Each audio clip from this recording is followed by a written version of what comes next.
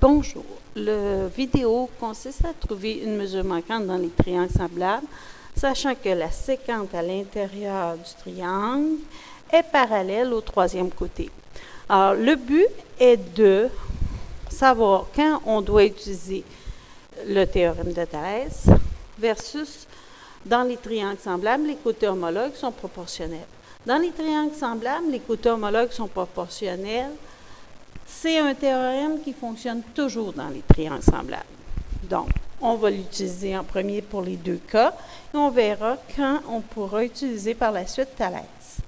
Alors ici, on repère le petit triangle qui est en vert.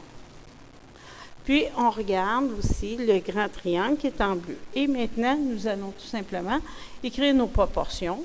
Donc, mon petit côté dans le triangle vert 3, son homologue 7, ça va être équivalent à le petit côté x sur son homologue qui mesure x plus 4. Dans l'autre triangle, si on utilise dans les triangles semblables, les côtés homologues sont proportionnels, le côté qui mesure 6 sur son homologue dans le grand bleu 14 sera égal à son côté x dans le vert sur son homologue dans le grand qui est x plus 5. Maintenant, dans les deux cas, pour trouver la valeur de x, nous devons tout simplement faire le produit des croisés, ce qu'on appelle le produit des croisés. Donc, on a 3 fois x plus 4 donne 3x plus 3 fois 4, 12, qui est égal à 7x. On envoie le 3x de l'autre côté en faisant une soustraction pour l'annuler. On obtient 7x moins 3x, 4x, qui est égal à 12. On divise par 4. On obtient x égale 3 en isolant la variable.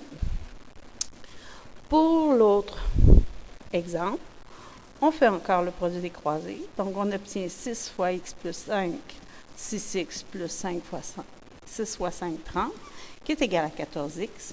On envoie le 6x de l'autre côté pour obtenir 8x. On fait une soustraction qui est égale à 30. On divise par 8. On obtient 3,75, toujours en isolant la variable. Maintenant, dans quel cas peut-on utiliser Thalès? Nous pourrons utiliser Thalès quand on n'a aucune information sur les parallèles.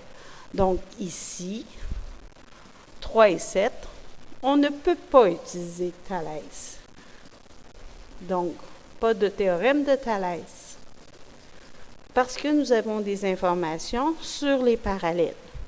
Par contre, ici, dans le deuxième exemple, nous n'avons aucune information que nous pourrions utiliser sur les parallèles. Donc, Thalès nous dit que les segments qui sont partagés par les parallèles sont proportionnels. Donc, nous pouvons tout de suite établir par Thalès la proportion suivante qui dit 6 sur 8 est égal, de l'autre côté, à x sur 5. Puis maintenant, il nous reste juste à faire le produit des croisés pour obtenir 6 fois 5, 30, qui est égal à 8x. Donc, on divise par 8 et on obtient évidemment la même mesure, 3,75. Dans ce cas-ci, on voit que l'utilisation du théorème de Thalès aurait été plus rapide. Par contre, dans le deuxième exemple, on ne peut pas utiliser Thalès. Dans le premier exemple, on ne peut pas utiliser Thalès étant donné que nous avons des informations sur les parallèles. J'espère que ça vous a un peu aidé. Bonjour!